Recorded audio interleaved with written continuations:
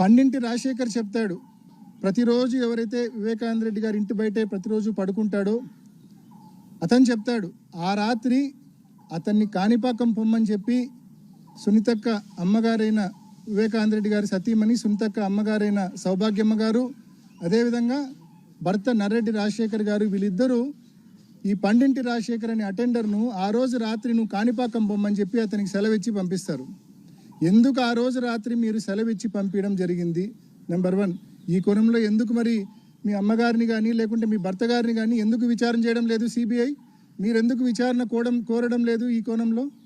అదేవిధంగా అదే పండింటి రాజశేఖర్ అనేక అంశాలు చెప్తాడు.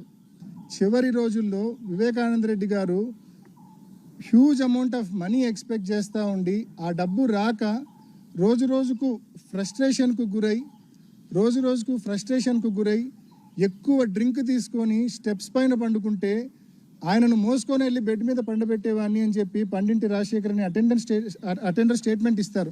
నేను ఆ స్టేట్మెంట్స్ అన్నీ కూడా ఇప్పుడు మీతో షేర్ చేస్తాను. నా దగ్గర అన్నీ ఉన్నాయి, మీకు ఇప్పుడు ప్రెస్ మీట్ అయిపోయిన తర్వాత మీకు అన్నీ కూడా షేర్ చేస్తాను. సో అంత క్లియర్గా ఆ అటెండర్ చెప్తాడు. అంతేకాకుండా ఆ డబ్బు కూడా డైమండ్స్ సేల్స్ రూపంలో లేకుంటే ల్యాండ్ సెటిల్మెంట్ రూపంలో రావాల్సి ఉన్నింది. అప్పటికే దానికోసం వివేకానంద రెడ్డి గారు కొంచెం డబ్బులు ఖర్చు పెట్టారు. ఆ ఖర్చు పెట్టిన డబ్బు పోయింది, రావాల్సిన డబ్బు రాకుండా పోయిందన్న బాధతో ఆయన ఎక్కువ డ్రింక్ తీసుకునే వాళ్ళు, అందరిపైన కోపపడే వాళ్ళని కూడా ఉంది.